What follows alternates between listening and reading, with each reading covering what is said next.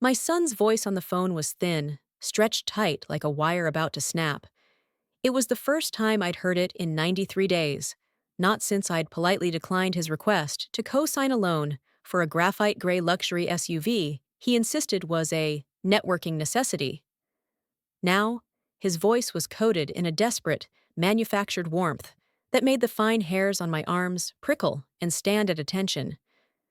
The betrayal wasn't in the carefully chosen words he was speaking, but in the calculated silence between them, the hollowed-out space where respect and genuine affection used to reside. He was calling me not as a son checking on his elderly mother, but as a hungry prospector who just stumbled upon a forgotten claim on a map and decided to see if the mine still held gold. My house. My quiet, unassuming three-bedroom home. He told me his wife Chloe's boutique interior design firm was undergoing a temporary but significant restructuring, a phrase so slick with corporate jargon I could practically feel the grease through the receiver. He painted a vague but dramatic picture of their landlord unexpectedly selling their gleaming downtown condo, leaving them in a lurch.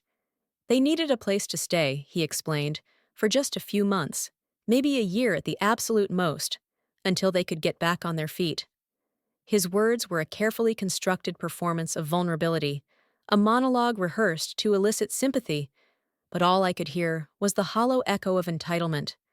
Was he asking because he trusted my love, or because he saw my paid-off home as an unused asset on his personal balance sheet, a safety deposit box he'd suddenly decided he had the key to? Before I dive in, let me know in the comments where you're watching from. And if you enjoy stories like this, please like and subscribe. It helps me keep sharing more. I listened to the rehearsed pauses, the carefully placed sighs of hardship that punctuated his speech. It was Chloe's voice I heard in his, her boundless ambition, her casual cruelty that always masqueraded as refreshing honesty. Ever since Leo married her 2 years ago, I had been demoted in my own family, relegated to the status of a relic, a sentimental piece of furniture to be dusted off for major holidays and then promptly forgotten. Chloe, with her razor-sharp suits and even sharper smile, viewed the world through a binary lens of assets and liabilities. And I, Eleanor Vance, a 72-year-old widow living a quiet life on my late husband's pension in a house I'd loved and tended for 40 years, was unequivocally a liability. She treated my home like a dreary museum she was forced to visit on occasion, her assessing eyes scanning the worn, plush velvet of my favorite armchair and the faded, sun-bleached spines of my book collection with a faint, clinical pity. "It has such good bones," she'd once remarked to a friend over the phone while standing in my foyer, her voice carrying clearly. She said it the way a developer might talk about a historic building just before they call in the demolition crew. The sound of my own soft breathing filled the silence as Leo finished his pitch. He was my son, the little boy I'd taught to ride a bicycle on this very street, the heartbroken teenager whose first real tears I'd dried in the kitchen that still, on warm days, smelled faintly of the lemon zest cookies he'd once devoured by the dozen. But the man on the other end of this phone line was a stranger, a polished mouthpiece for his wife's aggressive agenda. He wasn't asking for shelter, he was announcing an acquisition. This house, for me, was not just brick and mortar. It was a sanctuary, a living library of memories, and something more, something sacred that he and Chloe could never possibly comprehend. Every corner held a silent story. The faint scratch on the living room floor was from the Christmas a 7-year-old Leo tried to ride his new scooter indoors. The slightly mismatched paint on the dining room wall was where my late husband, Arthur, had tried to patch a hole after a particularly boisterous dinner party. These weren't imperfections, they were footnotes to a life well lived. And they wanted to move in, to fill these hallowed quiet halls with their loud ambition, their frantic energy, and their casual, chilling disregard for everything the house stood for.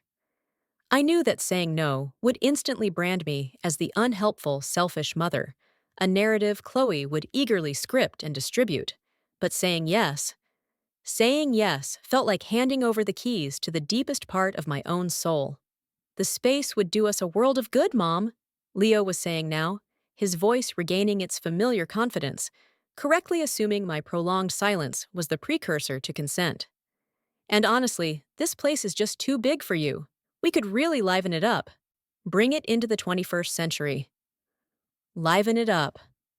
The phrase hung in the air between us, cold and sterile. He spoke as if the house were dead, as if the profound quiet I cherished wasn't peace, but a void, a vacuum waiting to be filled by their noise, their peloton, their arguments.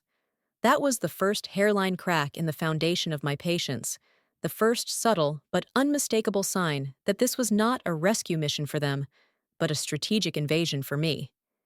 He thought he was asking for a simple favor, a temporary roof over their heads. He had no idea he was declaring his intention to desecrate a holy site. He had no idea he was starting a war. I told them yes. The word felt foreign and bitter on my tongue, a small, polished stone of surrender that I had to force myself to swallow. But what Chloe and my son Leo didn't understand, what they could never understand, is that surrender can be the most powerful form of strategy. I allowed the silence on the phone to stretch for a few moments longer, letting Leo's audible, relieved sigh fill the space. Then, I added, my voice as calm and even as the surface of a frozen lake, of course you can move in.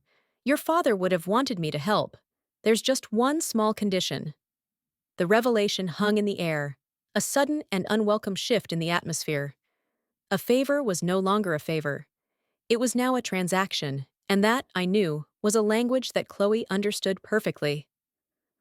On the other end of the line, I heard a muffled whisper, a quick, sibilant exchange, and then Chloe's voice, clear and sharp as a shard of ice, took over the call. A condition, Eleanor? What kind of condition? Her tone was laced with a thin veneer of patronizing amusement, as if a small child had just attempted to negotiate the terms of their bedtime. She expected me to ask them to contribute to the utility bills, or perhaps to promise to mow the lawn. She saw me as simple, sentimental, and entirely predictable. It was, and would continue to be, her greatest mistake. We've all seen people underestimate the quiet ones, the ones who sit in the corner and observe. But this was different, wasn't it?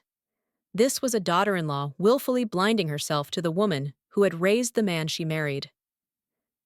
It's a simple formality, I said, intentionally keeping my voice light, almost dismissive. Something we can discuss in person when you come over tomorrow. I assume you'll want to measure the rooms for your furniture. I could almost see her smirk through the phone. The visual was so clear and painful in my mind, her perfectly glossed crimson lips curling into a smile that never ever reached her cold, assessing eyes. She thought she'd already won. The next afternoon, they arrived, a gleaming silver tape measure clutched in Chloe's hand, and a look of triumphant ownership already settling on her face. She walked through my living room like a conquering general, her stiletto heels clicking an arrogant, proprietary rhythm on the original hardwood floors that Arthur and I had spent a full summer sanding and refinishing by hand. She didn't see the spot by the window where we had danced to Sinatra on our 25th anniversary. She saw a dead space that would be perfect for her oversized, minimalist sofa. She didn't see the hand-carved oak mantelpiece that Arthur had spent an entire winter perfecting, his knuckles raw and his face beaming with pride. She saw a dated architectural feature to be painted over in a sterile, fashionable shade of white or gray. As Leo dutifully and silently went about measuring wall space, Chloe followed me into the kitchen. "So, this condition," she began, leaning against the sturdy butcher block counter where I had frosted 1,000 birthday cakes and rolled out countless pie crusts. "Let's hear it. We'll probably need to make sure our lawyer looks over anything you want us to sign, of course. Can't be too careful these days." She laughed, a short, sharp, brittle sound like breaking glass. She was talking to me about lawyers, about legal oversight, as if I were a hostile party in a corporate merger. The sheer, unadulterated audacity of it was breathtaking. I simply smiled, a slow, deliberate expression that I consciously kept from reaching my eyes. "It's nothing a lawyer would need to see, dear. It's a personal matter. A promise, you might say." Her eyes narrowed almost imperceptibly. She was a creature of contracts and clauses. She hated things she couldn't quantify, things that couldn't be disputed in court. A promise about what? I let the question hang in the air, turning my back to her to fill the old copper kettle with water. The dread was a quiet but insistent hum in the room now, a low-grade electric charge that she was only just beginning to feel tingling on her skin. She had come here expecting to claim her prize, but she had unknowingly walked into a rigorous and unforgiving examination she didn't even know she was taking. What would you have done if your own daughter-in-law laughed in your face like that, treating your home like a budget hotel, and your love like a legal loophole? I poured the boiling water over the tea bags in the porcelain cups, the steam fogging the window pane above the sink. I took my time, placing the cups, sugar, and milk on a small silver tray Arthur had given me for our 10th anniversary, my movements measured and calm. Her impatience was a tangible thing, a nervous vibration in the air. Finally, I turned to face her. "The condition," I said, my voice soft but clear, "is that you agree, in writing, to honor the fundamental purpose of this house, unconditionally." She stared at me, her brow furrowed in utter confusion. "The purpose? Its purpose is to be a house, Eleanor, a structure with rooms." She let out another laugh, this one louder, more dismissive, filled with genuine derision. It was the sound of a victor swatting away a fly. And that was the moment. The precise, irreversible moment the game changed. I walked silently into my study and returned with a single, heavyweight sheet of cream-colored paper, folded neatly inside a matching envelope. I placed it on the kitchen island between us. It made a soft yet definitive sound as it landed on the wood. "Then you won't have any problem signing this." The object sat there, radiating a quiet, inexplicable power. It wasn't a lease. It wasn't a rental agreement. It was something else entirely, and the laughter died in her throat like a strangled bird as she reached for it with a perfectly manicured hand. I remember the day Arthur and I first stood in this house. It was a wreck, a forgotten place with boarded-up windows, peeling paint, and a garden so choked with thorny weeds, it looked like a place where fairy tales went to die. We poured our youth and our dreams into these walls, not just with paint and plaster, but with a silent, solemn promise. We wanted it to be more than a home. We wanted it to be a sanctuary, a place of quiet, miraculous growth. Now, 40 years later, my son's wife was about to violate that sacred promise, with the careless stroke of a pen she believed was utterly meaningless. The memory felt like a ghost in the room, twisting the calm domestic air into a tight, unbearable knot of dread. Chloe unfolded the paper with a quick, dismissive flick of her wrist, her expression still holding the ghost of her earlier smirk. She expected a handwritten, sentimental note, a rambling piece of nonsense from a lonely old woman trying to assert some small, pathetic measure of control. The shock hit her not like a sudden wave, but like a slow-acting poison seeping into her system. Her eyes scanned the top of the page, where elegant, embossed lettering spelled out the words, "The Nightingale Trust Charter, Residential Beneficiary Acknowledgement." Her confusion deepened into a visible frown. She read the first paragraph, a concise mission statement about providing foundational support and long-term shelter for individuals of exceptional promise who were facing systemic disadvantages. Her smirk was completely gone now, replaced by a flat, unreadable mask of concentration. She was processing, calculating, trying to fit this unexpected piece of data into her worldview. But it was the second page that made her hand begin to shake. It was a simple list, titled Board of Governors. Her finger, with its perfectly shaped blood-red nail, traced the first name on the list. Judge Alistair Finch, U.S. Court of Appeals, Ninth Circuit. Her breath hitched audibly in the quiet kitchen. Alistair was a family friend, a man who had held Leo as a baby, whose own father had been my Arthur's mentor. But Chloe only knew him as one of the most powerful and revered legal minds in the country, a man whose name was whispered with a mixture of fear and awe in the elite legal circles her own father desperately tried to run in. Her eyes darted to the next name, Dr. Eris Thorne, chief of neurosurgery and director of the Thorne Institute, Cleveland Clinic. Thorne was a living legend, a pioneer in his field whose revolutionary work on neural regeneration Chloe had just recently name-dropped at a charity gala to sound impressive and well-connected. She had no idea he owed his entire career to a scholarship from an anonymous trust that had plucked him from poverty in rural Appalachia. The list went on, a cascade of influence and power. Sophia Reyes, CEO of Ether Dynamics, a tech company that had just gone public for $3 billion. Ethan Cole, a Pulitzer-winning investigative journalist for the New York Times. Dr. Lena Petrova, a Nobel laureate in chemistry. Senator Marcus Albright. These weren't just names, they were titans, pillars of the global establishment, people whose orbits Chloe and her family desperately, hungrily wanted to enter. And their names were all here, on this single sheet of paper, in my quiet, unassuming suburban kitchen. The paper in her hand trembled, a small, violent vibration that betrayed the iron control she tried to maintain over her composure. The sensory detail was so vivid to me, the slight, crisp rustle of the thick parchment, the tremor traveling up the taut tendons of her arm. She finally looked up at me, her face ghostly pale, her eyes wide with a dawning, horrified understanding. The woman she had so easily dismissed as a simple, sentimental old lady was the founder and chair of this powerhouse. This house wasn't just a home, it was the unregistered, beating heart of a secret, sprawling network of influence she couldn't even begin to fathom. She was being asked not to mow the lawn or take out the trash, but to formally acknowledge her subservient place within a legacy she had been actively, openly mocking. Her signature would be a vow of respect, a pledge to uphold the values of the trust. A refusal would be a declaration of war against an enemy she now realized she was hopelessly, laughably ill-equipped to fight. Her world was tilting violently on its axis, and she was losing her balance.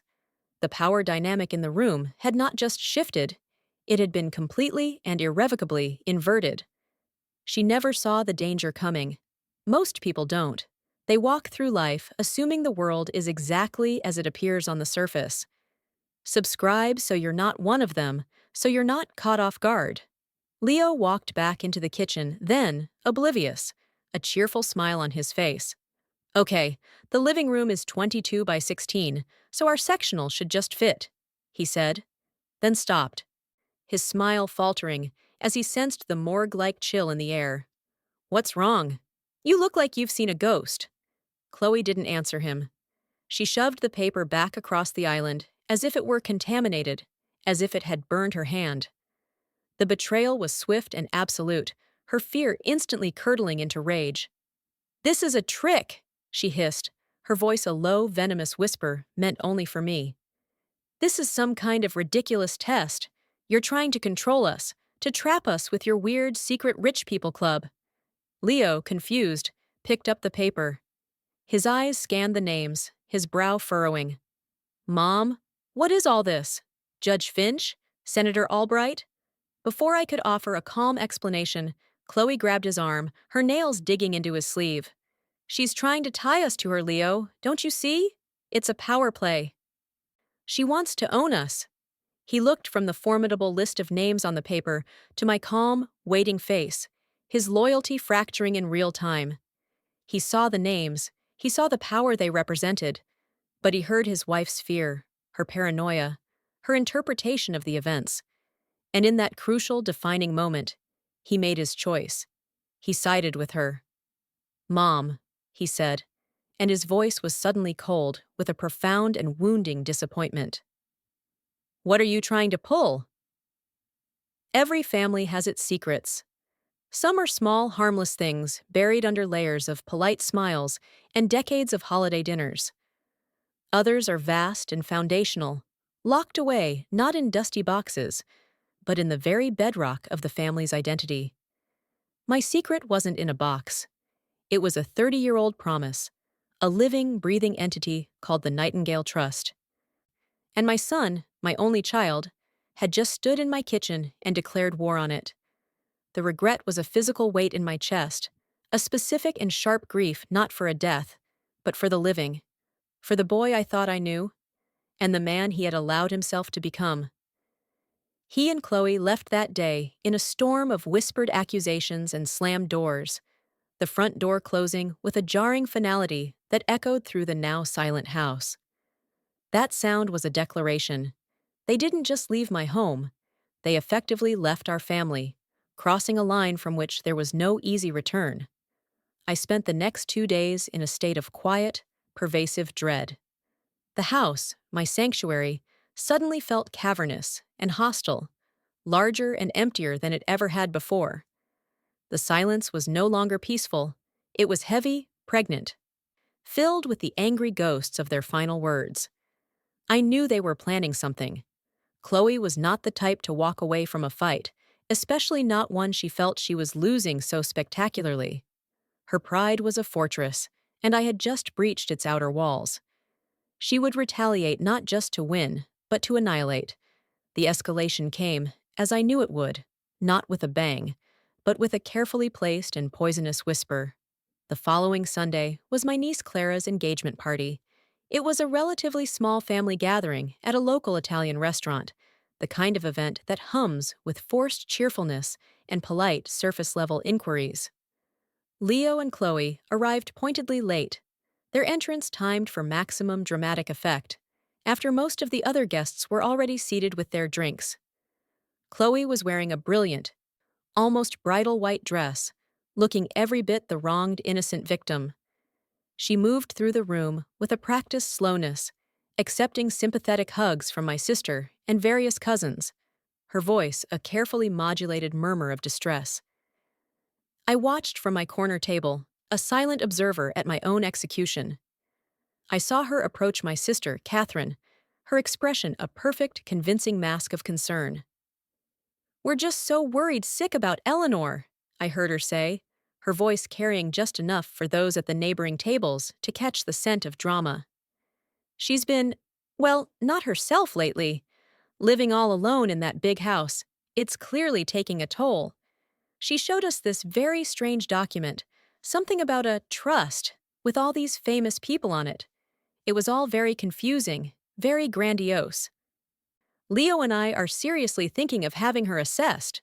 The words were like poison darts, each one dipped in a different venom and aimed with surgical precision. Assessed. Grandiose. Not herself.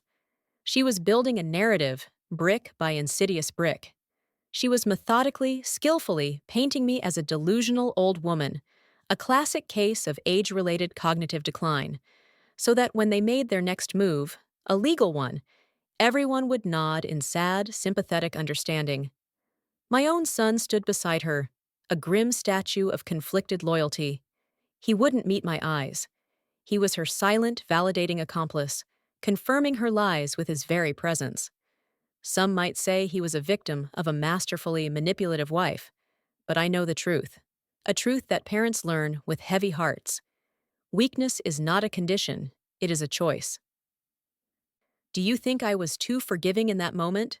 Should I have stood up, walked over, and exposed her lies right there in front of the entire family? The room buzzed with new, concerned whispers. My relatives, people who had known me my entire life, began to cast worried, pitying glances in my direction. In the space of less than 5 minutes, Chloe had successfully transformed me from the family matriarch into a family problem, something to be managed and contained. The humiliation was a cold fire spreading through my veins. This was her counterattack, to isolate me, to discredit my reality, to make me seem so unstable that taking control of my home and my assets would look not like greed, but like an act of profound mercy. I thought that was the worst of it, the public shaming, the gaslighting in front of people I loved. I was wrong. That was just the opening salvo. I sat there, sipping my water, my outward composure an impenetrable shield of grace, but underneath that calm exterior, a decision was hardening into something unbreakable. The Nightingale Trust was created to protect and nurture potential. But its first, unspoken rule, the prime directive upon which all others were built, was to protect itself. And Chloe, in her ignorance and her arrogance, had just made herself a direct and undeniable threat to its existence. I had thought the battle would be fought with words and whispers in the small arena of our family. I had no idea it was about to escalate into a full-blown silent war, waged in boardrooms and back channels, in a world Chloe desperately wanted to join, but from which she was about to be permanently and brutally exiled. The true confrontation wasn't going to happen over pasta and wine. It was going to happen in the places power truly resides. The next morning, my private, encrypted phone line rang. It was a number I knew by heart, a number that had not rung in over 2 years. The caller was Judge Alistair Finch, and his voice was devoid of its usual avuncular warmth. It was clipped, serious, and resonant with authority. "Eleanor," he said, the sound crisp and clear, "I received a rather unusual call from my cousin, who happens to be your sister-in-law, Catherine. There are rumors circulating, dangerous ones. It's time for the council to convene." My son called me again, but this time, it wasn't a request whispered with false humility. It wasn't a question or a negotiation. It was a threat, delivered with the cold, borrowed arrogance of his wife. An ultimatum from a general who foolishly believes he has already won the war. The betrayal felt final, absolute, a heavy iron door slamming shut on the past, the lock tumbling into place with a deafening click. "Mom," he started, no preamble, no pretense of affection, his voice hard and flat. "Chloe and I have been talking to a lawyer, actually, a team of lawyers. We're officially concerned about your well-being and your capacity to manage your own affairs. If you're not willing to accept our help voluntarily, there are other avenues we are prepared to pursue. We can file for a conservatorship." Conservatorship. The word was a declaration of nuclear war. He was threatening to strip me of my autonomy, my home, my privacy, and my life's work, all under the transparently false guise of concern. He was trying to have me legally declared incompetent so he could seize control of the very thing he and his wife couldn't understand, the very legacy they had just insulted. In that instant, the quiet, grieving mother inside me vanished. In her place stood the founder and chair of the Nightingale Trust, a woman who had navigated far more treacherous waters than a family squabble. "Is that all, Leo?" I asked, my voice so preternaturally calm it seemed to unnerve him. I could hear a sharp intake of breath on his end. I hung up the phone before he could reply, the connection severing with a clean, satisfying click. An hour later, I was in my study, the heavy oak door locked, sitting before the large, high-resolution monitor on Arthur's old desk. One by one, their faces began to appear in the secure, encrypted video conference. Judge Alistair Finch, his face a grim mask of judicial seriousness from his private chambers in San Francisco. Dr. Eris Thorne, looking tired but intensely focused, from a private office in his own world-renowned hospital in Cleveland, a faint glow from a brain scan visible on a monitor behind him. Sophia Reyes, the tech CEO, from her minimalist corner office overlooking the sprawling, glittering expanse of Silicon Valley, her expression sharp and analytical. Ethan Cole, the Pulitzer-winning journalist, calling from a Stark hotel room in Hong Kong, the city's neon glow reflecting in his glasses. There were 5 others, including Senator Albright from his D.C. office. The council, the original beneficiaries of the trust, now its sworn guardians. These were my true children, not of blood, but of promise and shared purpose. Aris had been a brilliant but desperately impoverished student I'd mentored and personally funded through medical school after his family disowned him.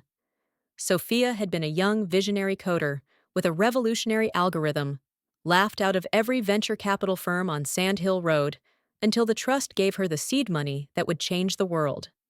Each of them had been a forgotten seed of potential that this house, this trust, had nurtured into a mighty, unshakable oak.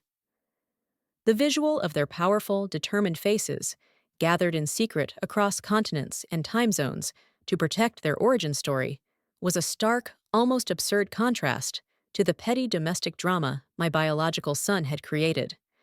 I laid out the situation with quiet, factual, almost clinical precision.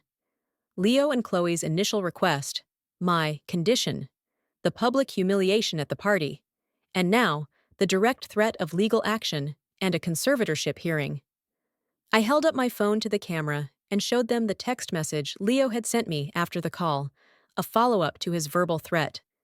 The hearing is scheduled for 30 days from now. It would be infinitely easier for everyone, Mom, if you would just agree to let us manage your affairs.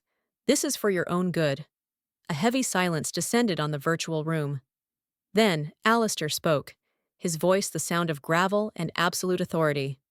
A conservatorship filing is a public document. The discovery process would be invasive, aggressive. They are not just trying to take your house, Eleanor. They are attempting, whether they know it or not, to expose the trust, its assets, and its charter of anonymity. They are a threat to the entire ecosystem. Sophia Reyes, the woman who had famously dismantled corporate giants for breakfast during hostile takeovers, leaned into her camera. Her voice was sharp, efficient, devoid of emotion. This is no longer a family dispute. This is a hostile attack on the foundation itself. The threat is not to you personally, but to our charter, our mission, and the security of all future beneficiaries. We have a fiduciary duty to neutralize it. Neutralize. The word was cold, efficient, and utterly terrifying in its finality. We've all seen cases like this, where family squabbles turn ugly and spill into the public domain. But this one was different. This was a battle between two completely different universes of power. Some people, listening to this, might say this was going too far, that a mother should never, ever move against her own son. But when your life's work, a legacy that has quietly and profoundly changed dozens of lives, is threatened by base greed and willful ignorance, where do you draw the line? I looked at their faces, at the fierce, unwavering loyalty in their eyes. They were not plotting a petty revenge. They were preparing to perform a delicate, life-saving surgical procedure. What do you propose? I asked, my own voice barely a whisper. Ethan Cole, the journalist who had uncovered government corruption with far less information to go on, answered. His voice was calm, almost professorial. We don't attack them directly. That would be messy and loud. We dismantle their world. We remove their support structures, their credibility, their access to capital, their social standing. We don't push them off a cliff.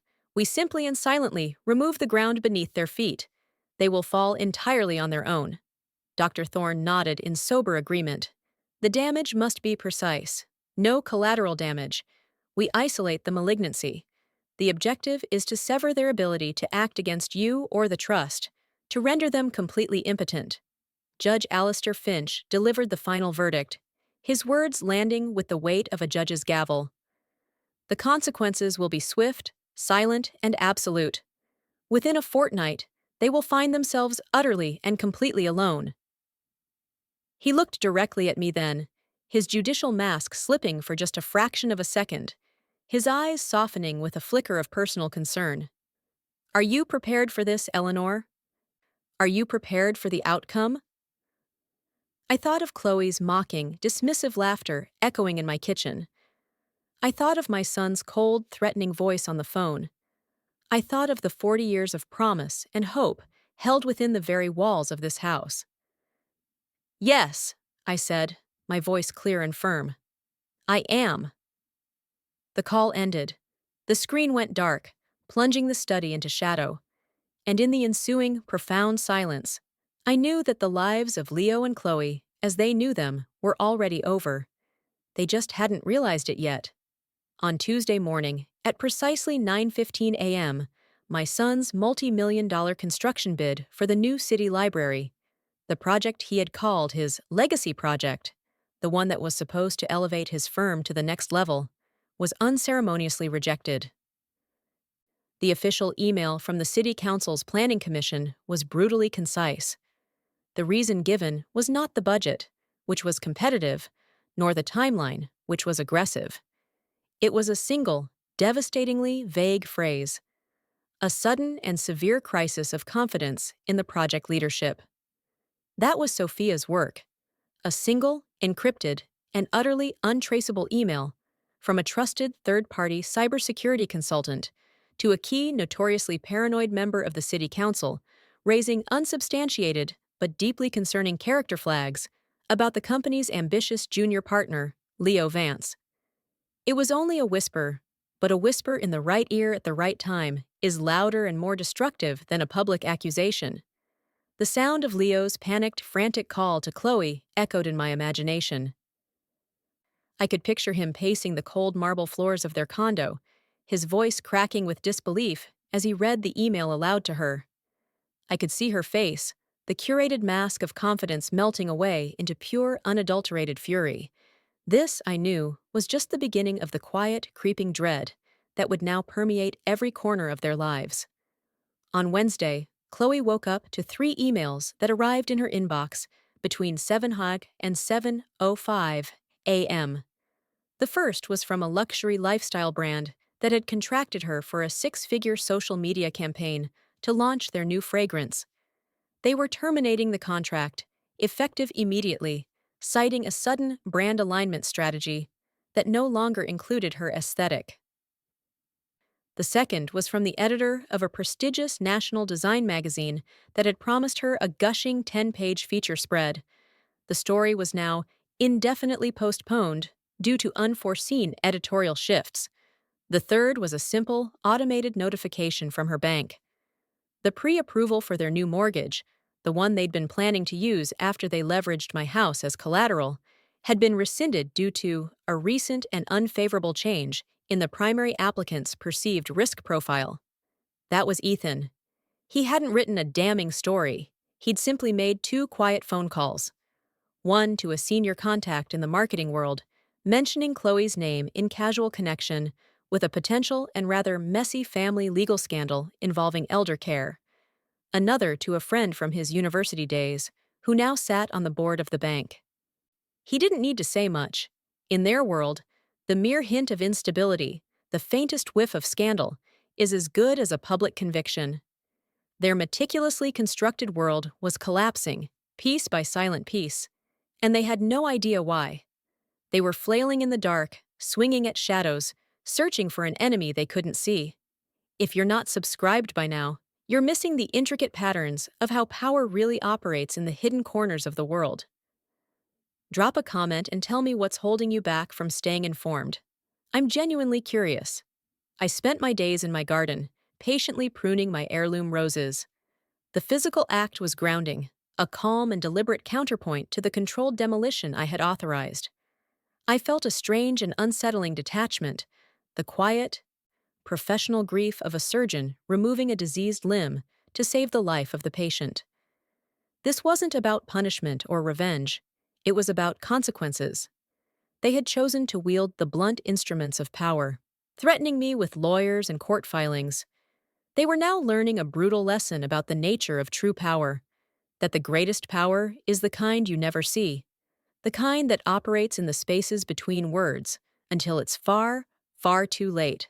On Friday, the final piece of the initial phase of the council's plan fell into place.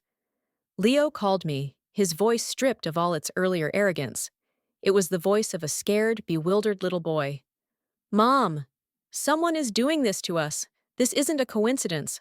All of it, at once. Did you do something?" "I've been in my garden all week, Leo," I said, my voice calm and entirely truthful. And I had been. I hadn't made a single call. I hadn't sent a single email. The council acted as one, a silent, coordinated body, each member moving in their own sphere of influence without direct communication. They were a pack, protecting their founder, and by extension, the sanctity of their own origin stories. "It has to be you," he insisted, his voice rising with a desperate, pleading hysteria. "That ridiculous trust thing, those names on the paper, this is them, isn't it? This is that judge. You and Chloe were the ones who wanted to bring lawyers and courts into our family," I reminded him gently, my voice soft but firm. "You chose the weapons. You opened a door, Leo. I have no control over who or what walks through it." I hung up the phone. The dread was no longer just mine. It was theirs now, a constant, suffocating companion. They had thrown a stone into a deep, dark lake, and they were utterly terrified of the silent, powerful ripples now tearing their lives apart. That evening, at 8 p.m., a sleek, unmarked courier on a motorcycle delivered a single, plain manila envelope to their condo's concierge. The concierge, following the courier's precise instructions, delivered it to their door. Leo opened it.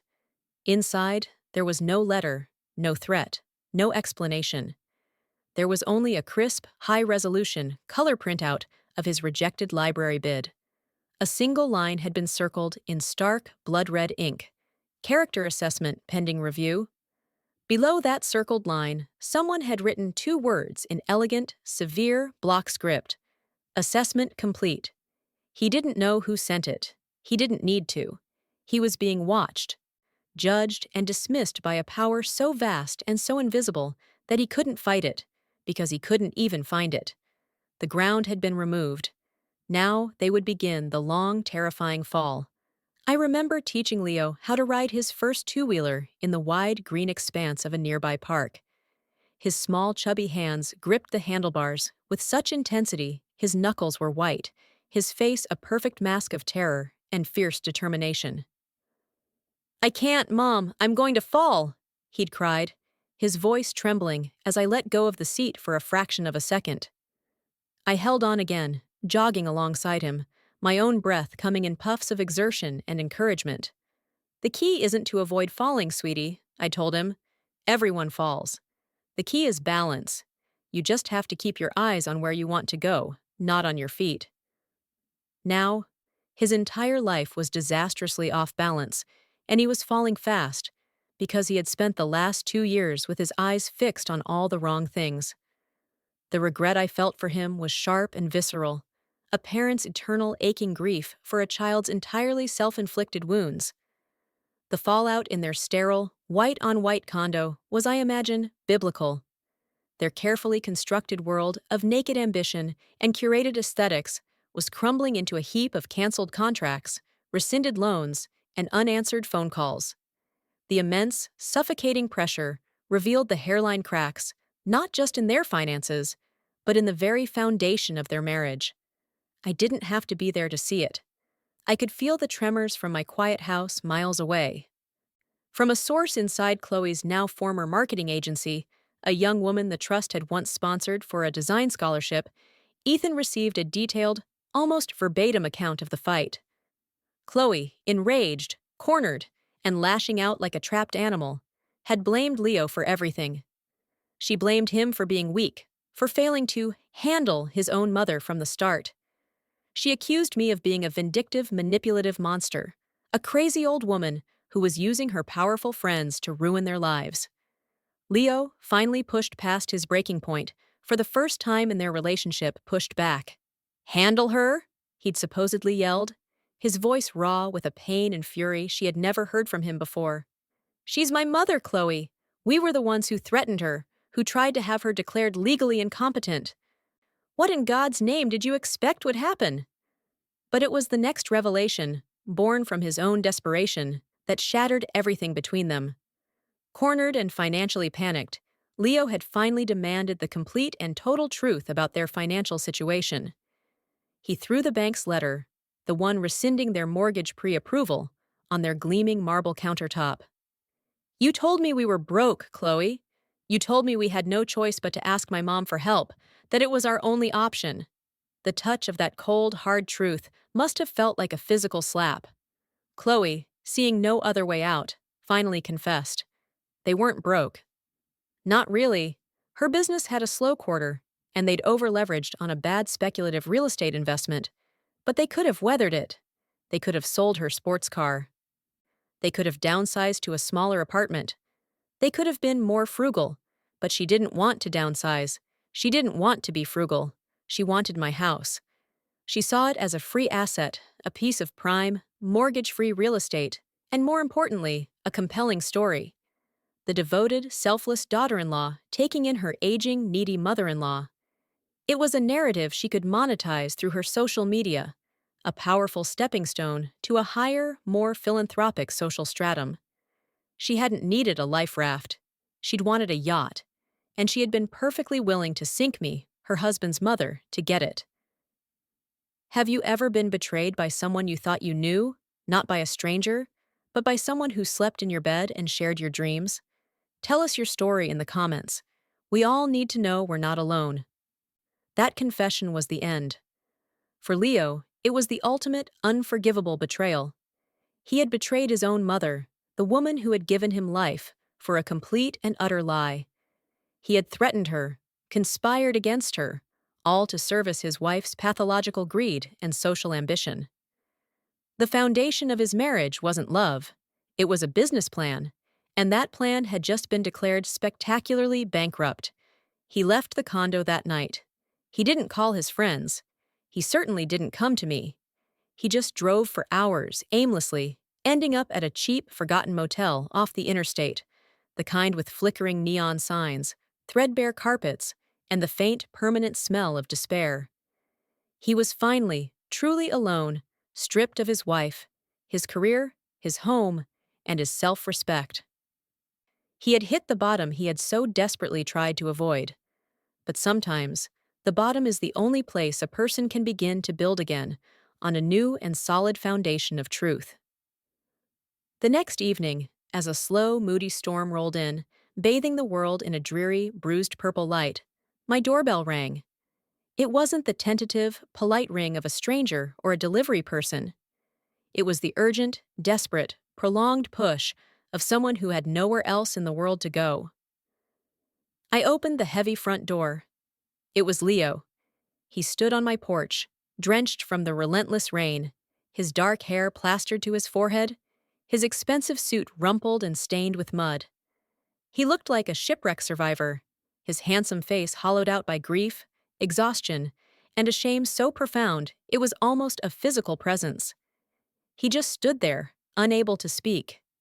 As the rain fell in sheets around him, a man drowning on dry land.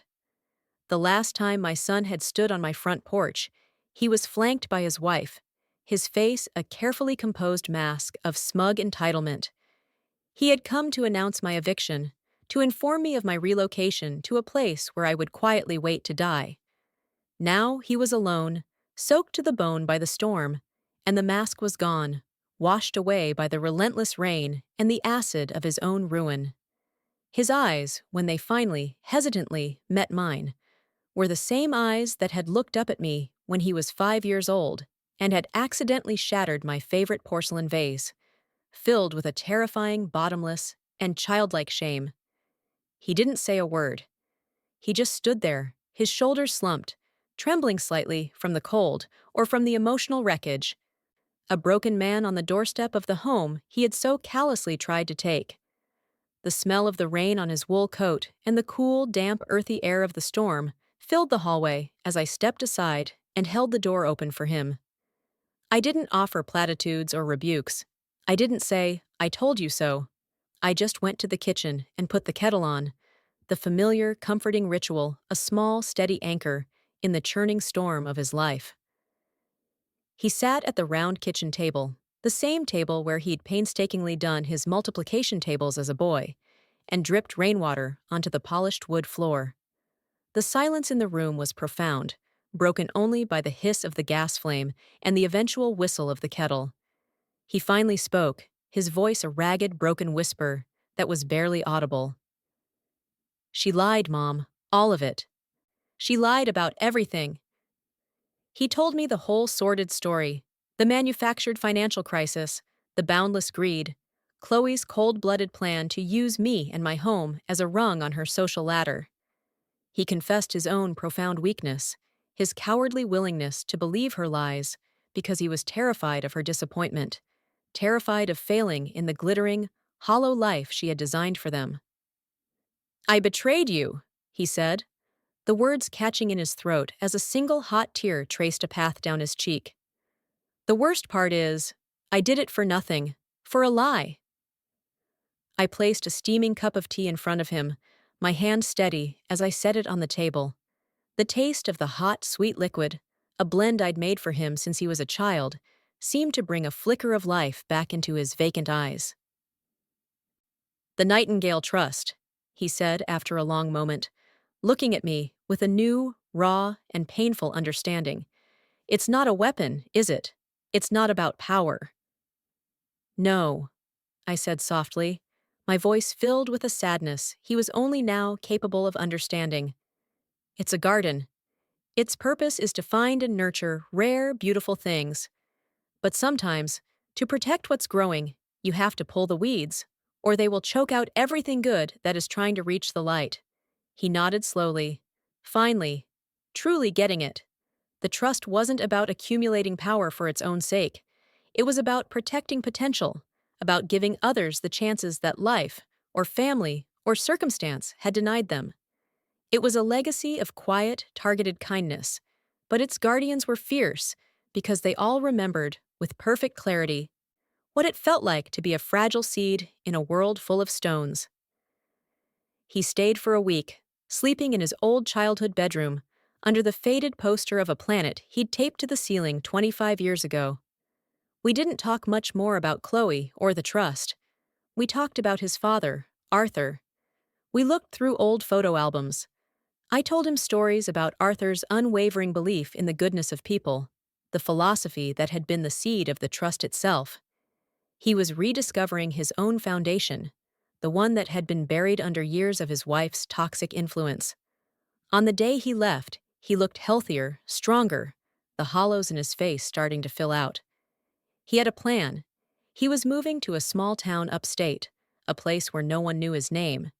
He was taking a job with a small local construction firm, not as a partner, but as a site manager, starting over from zero. "Can I ever earn my way back?" he asked, his voice thick with emotion as he stood at the open front door. "Forgiveness isn't a transaction, Leo," I told him, our first conversation coming full circle, but this time imbued with warmth and love.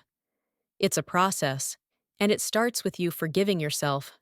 He hugged me, a real hug, the kind I hadn't felt from him in years, strong and desperate, and true. In that moment, he was my son again. My story began with a phone call from a son who was desperate to take my house.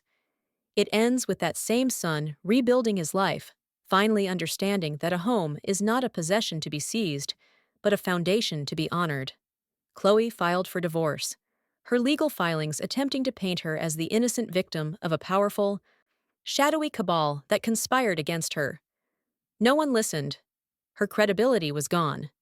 She faded into obscurity, a ghost of her own ambition, a cautionary tale whispered at cocktail parties.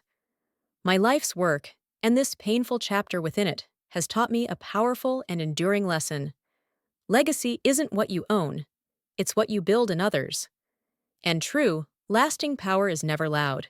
It's the quiet, unshakable loyalty of those whose lives you've touched, the silent, invisible network of gratitude that holds the world together. Blood is a bond, but loyalty is a choice.